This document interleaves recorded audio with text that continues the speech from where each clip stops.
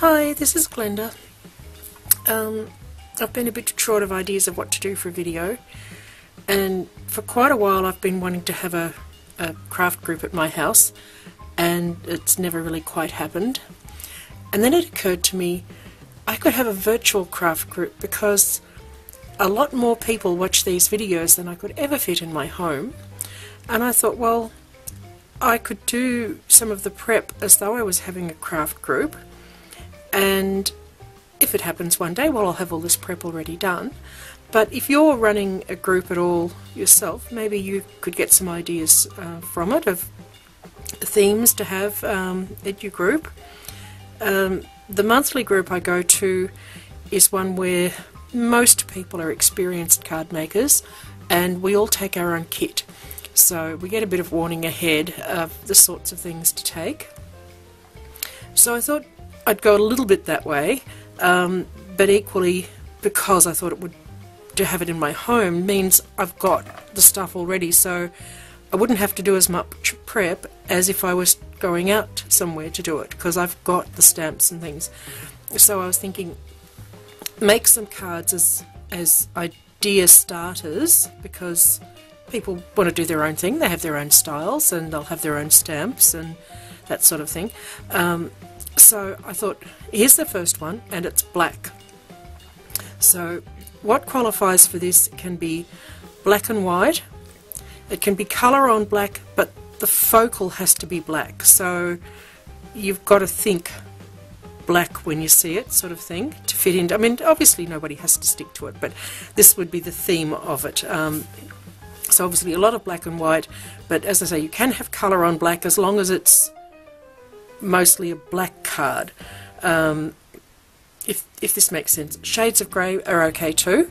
So on that thought, what I would be suggesting people would bring if they were coming to a group like that would be black and white cardstock, black and white ink, if they've got it. This is always a case of if they've got it, and if not, we share. Black and white embossing powder, obviously not a black and white one in together. Things like mica powder, bold stamps, because they make the statement. If they're black on the white, then it becomes a black and white card sort of thing. And all your embellishments in black and some white, but mostly black. So you'd have black ribbon, black brads, black little flowers, black pearls, you know, all that sort of thing. So this is what I've come up with. This is obviously an old technique, and you get 2 cards out of it when you do it. It can be done with any biggish stamp. It needs to make a statement, so I've seen it done with a motorbike, butterflies. Obviously you have to make a bigger card if you want the whole butterfly to fit, because this is the Stampin' Up! One that's huge. But you stamp it in white, and you stamp it in normally you do this in black embossing powder and white embossing powder, but I decided to try metallic and wasn't thinking how much it would disappear. But it looks cool, and it's still essentially a black and white card.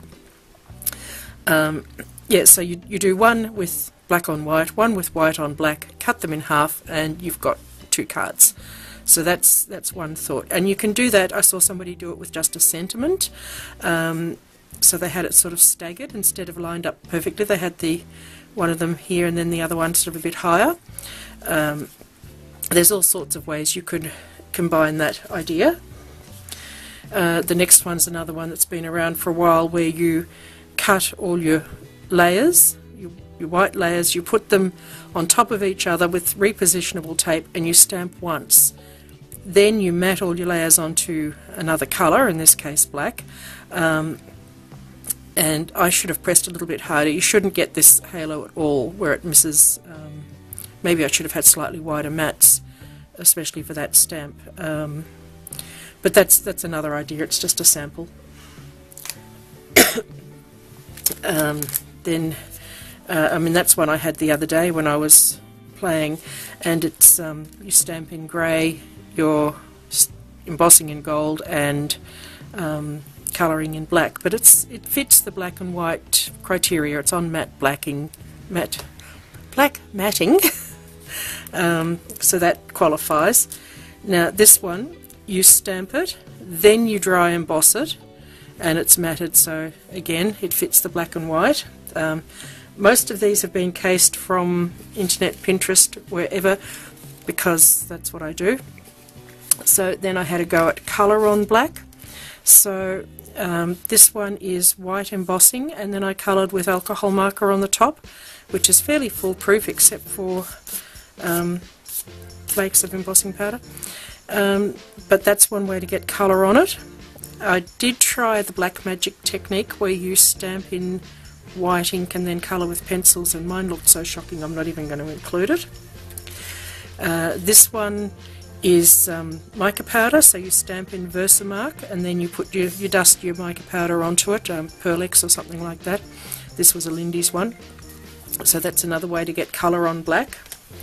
And the other thing, of course, for black is the chalk look. So that's actually a chalk contact, a blackboard contact, and then I've stamped in white ink and some coloured chalk ink as well. So that's that one. And then you can go sort of more shades of grey. This is tissue paper. If you don't have tissue paper, you can just get like if you don't have printed tissue paper, you can just get some tissue paper and stamp on it and you'll get the same look. And then I've stamped in black on white paper for my flowers, and I've got a black embellishment. I've got some black washi tape, although I think this is navy technically, but that's close enough. Yeah, so washi tape's another embellishment to think of. So that's another look. And then I thought what I'd probably be doing is focusing on several different cards, that so people can't decide where to start and they're not getting enough inspiration, then say, well, here's the bits to do a card. So this is one Deb Velder, or similar to what Deb Velder did very recently, which was very timely for me. And you stamp on acetate and put it in a window, and that looks really good, and I'll put a link to her tutorial because it was only a couple of days ago. So I liked that idea, so that would be something where I could take some acetate and people could go for it. Probably even, I used my Scan and Cut to cut out a square from my card, so I'd possibly take some prepared card. Then I'll move on to this one. Excuse me. This is cut on the Scan and Cut, but it's a Dover free sample file that they have. So it has 4 different ladies in the file, and I just converted them into ones that my Scan and Cut could cut. So there's 4 different ones, and I would have some of those cut out that people could do any way they wished. I can't give you the prepared Scan and Cut file because I'm not sure what the copyright issues would be, but I'll put a link to Dover's file. It's an image file, so you can convert it yourself to whatever die cutter you've got, or if you haven't got an electronic die cutter, what you can do is simply print it out and cut an oval and you'll get a similar sort of look. So then I've embossed the black card and put some white pearls on, so we're very black and white here. You could also do this as an easel card or something, so it's just the general idea. And then this one here I thought was a bit of fun because it's got a couple of techniques in it. One of them would be paper pleating. So if you want to make the tucks, you want to have a piece of paper that's 5 7/8 by the height of your card. Hopefully you can see. You're going to score at 3/4 of an inch, 1 inch, 1 1/2, 1 3/4, 2 1/4, 2 1/2, 3 1/2, 3 3/4, 4 1/4, 4 1/2, 5 and 5 1/4. So I might actually put that in the comments below, and then you just concertina it up on both sides, and you get your pleated shirt that way. Then the little cut file, you can make a black bow in all sorts of ways. It's a paper bow, and for those with a Scan and Cut, I'll put a little file with the bow pattern in it, and it'll cut out the bow and then just put a little piece of strip of black paper down the middle of it to finish off your bow.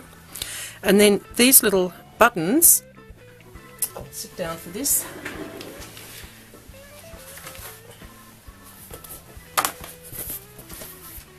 you're simply going to take a black dot, and all you do is rub it round and round and round and round.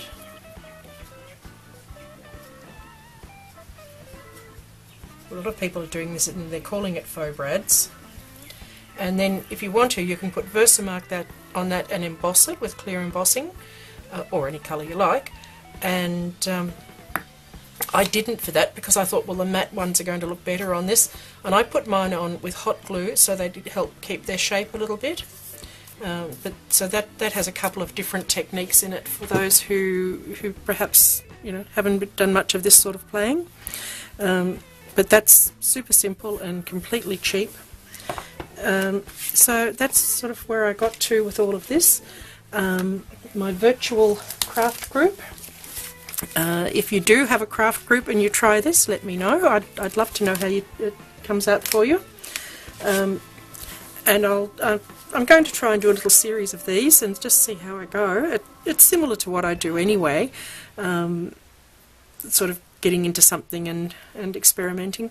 Obviously there's heaps more. If you search black cards on internet, or black card making maybe, anyway, there's just so many ideas of how to use black and white. It's very popular, and there's some lovely wedding cards, and so that's my little offering for today. As I say, I'll put all those links in the comments, and hopefully this is of use to somebody, but thank you.